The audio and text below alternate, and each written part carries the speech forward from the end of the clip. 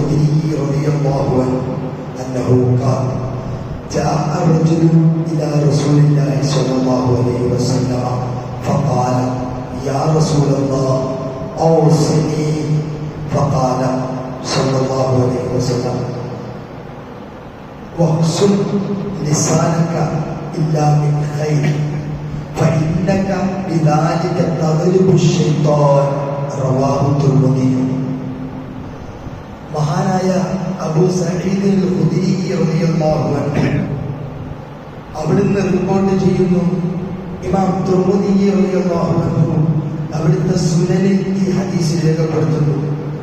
ജാഅ റജുലുൻ ഇലാ റസൂലില്ലാഹി സ്വല്ലല്ലാഹു അലൈഹി വസല്ലം, തിരുദൂതർ സ്വല്ലല്ലാഹു അലൈഹി വസല്ലമ തങ്ങളുടെ സവിധത്തിൽ ഒരു മനുഷ്യൻ വന്നിട്ട് അള്ളാഹുവിന്റെ റസൂലിനോട് പറഞ്ഞു, ഫഖാല യാ റസൂലല്ലാഹ്, അള്ളാഹുവിന്റെ പ്രവാചകരെ, ഔസിനി, എനിക്ക് നന്നാവണം, അവിടുന്ന് അതിന് ഉദാത്തമായ കാര്യങ്ങൾ എനിക്ക് പറഞ്ഞു തരണം നബിയെ. അള്ളാഹുവിന്റെ തിരുദൂതരോട് ഈ മനുഷ്യൻ വന്നിട്ട് ചോദിക്കുമ്പോൾ അള്ളാഹുവിന്റെ തിരുദൂതർ സല്ലല്ലാഹു അലൈഹി വസല്ലമ തങ്ങൾ ആ മനുഷ്യന് നന്നാവാൻ വേണ്ടിയുള്ള മാർഗങ്ങളൊക്കെ പറഞ്ഞു കൊടുത്തു. അള്ളാഹുവിന്റെ തൃപ്തി നേടാനുള്ള മാർഗങ്ങളൊക്കെ പറഞ്ഞു കൊടുത്തു. എന്നിട്ട് ആ മനുഷ്യൻ പോകാൻ നേരത്ത് അള്ളാഹുവിന്റെ റസൂല് പറയുകയാണ്, മോനെ, ഒരു കാര്യം നീ ശ്രദ്ധിക്കണം, നിനക്ക് നന്നാവണം, പടച്ചറബിന്റെ തൃപ്തി കിട്ടണം, ആഖിറവും ദുനിയാവും ഒക്കെ രക്ഷപ്പെടണം. ഒരു കാര്യം കൂടി നീ ശ്രദ്ധിക്കേണ്ടതുണ്ട്.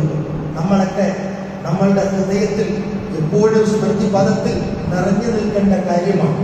കാരണം നമ്മൾ സമൂഹത്തിൽ ജീവിക്കുമ്പോൾ ഏത് സമയത്തും അവിടെ ഒരു വാഴ്ക നമുക്കൊക്കെ പറ്റാറുണ്ട്.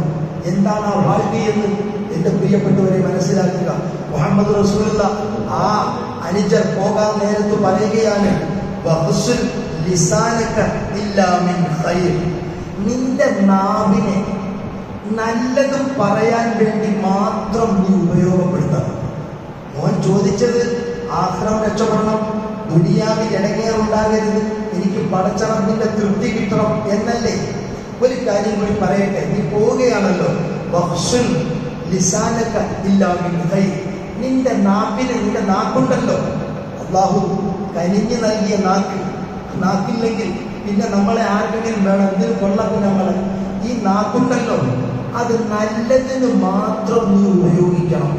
സ്ഥാനത്ത് മാത്രമേ നിന്റെ നാക്ക് നീ ഉപയോഗിക്കാവൂ, അസ്ഥാനത്ത് നിന്റെ നാക്ക് നീ ഉപയോഗിക്കരുത്. വല്ലാത്ത ഒരു ഉപദേശമാണ്. നമ്മളെയൊക്കെ അമല് സുബൈക്കരിച്ച് ഈ സുബൈക്കാരെ ഇപ്പൊ നമ്മളിൽ നിന്നത് പോകണമെങ്കിൽ അങ്ങോട്ട് ഇറങ്ങിയിട്ട് നമ്മുടെ സഹോദരനെ കുറിച്ച് ഇഷ്ടമില്ലാത്തൊരു വാക്ക് പറഞ്ഞാൽ മതി. സുബൈക്കാരും പോയി, ഇന്നത്തെ നോമ്പും പോയി, ഓരെങ്കിൽ ഇന്നലെ നിസ്കരിച്ച തറാവിയും പോയി, എല്ലാം പോയി. ഇത്ര അപകടകാരിയാണ് നാക്ക്. അതുകൊണ്ട് മോനെ, നല്ലതിന് വേണ്ടി അല്ലാതെ നിന്റെ നാക്കിന് നീ ഉപയോഗിക്കരുത്. അള്ളാഹു നമ്മൾ അത്തരക്കാരെ ഉൾപ്പെടുത്തി അനുഗ്രഹിക്കുമാറാകട്ടെ. എന്നിട്ട് മോനെ, റസൂലുള്ള പറയാണ് വന്ന മനുഷ്യനോട്, തീർച്ചയായും ഞാൻ ഈ പറഞ്ഞത് ശരിക്കും നീ മുറുകം പിടിച്ചാൽ, ഏത് നാക്കിനെ അസ്ഥാനത്ത് ഉപയോഗിക്കില്ല എന്ന എന്റെ ഉപദേശം നിന്നും നീ മുറുകെ പിടിച്ചാൽ, അതിലൂടെ ശൈത്താനിനെ നിനക്ക് പരാജയപ്പെടുത്താൻ പറ്റും, ശൈത്താനിനെ മലർത്തി അടിക്കാൻ പറ്റും. ശൈത്താൻ വല്ലാത്ത ശല്യക്കാരനാണ്, എല്ലാവരുടെ ബ്ലഡിലൂടെ സഞ്ചരിച്ച് കുഴപ്പമുണ്ടാക്കുന്ന ആളാണ്. ആ ശൈത്താനിനെ നിനക്ക് മലർത്തി അടിക്കണം. നിനക്ക് ശൈത്താനിനെ പരാജയപ്പെടുത്താൻ താല്പര്യമുണ്ടോ? നാക്കിനെ സൂക്ഷിച്ചാൽ മാത്രം മതി. ശൈത്താനിനെ നിനക്ക് പരാജയപ്പെടുത്താൻ പറ്റും. അപ്പൊ ശൈത്താനിനെ പരാജയപ്പെടുത്താനുള്ള ഏറ്റവും വലിയ ആയുധമേതാ? നാക്കിനെ അസ്ഥാനത്ത് ഉപയോഗിക്കാതിരിക്കുക. ഞാൻ ഭയങ്കര നിസ്കാരാണ്, ഖുർആൻ ഓതും, ഞാൻ ഹജ്ജ് ചെയ്തു, ഉംറ ചെയ്തു, ഞാൻ ഇഷ്ടംപോലെ വാരിക്കോരി കൊടുക്കും എന്ന നല്ല സ്വഭാവം എൻ്റെ കയ്യിലുണ്ട്, എനിക്കുണ്ട്. പക്ഷെ എൻ്റെ നാക്ക് റെഡിയല്ലെങ്കിൽ ശൈത്താൻ എന്നിൽ ഇങ്ങനെ കളിച്ചോണ്ടിരിക്കും. എത്ര നിസ്കാരക്കാരനാണെങ്കിലും തഹജ്ജുദ് സ്കെച്ച് കരയുന്ന ആളാണെങ്കിലും ചെയ്യും.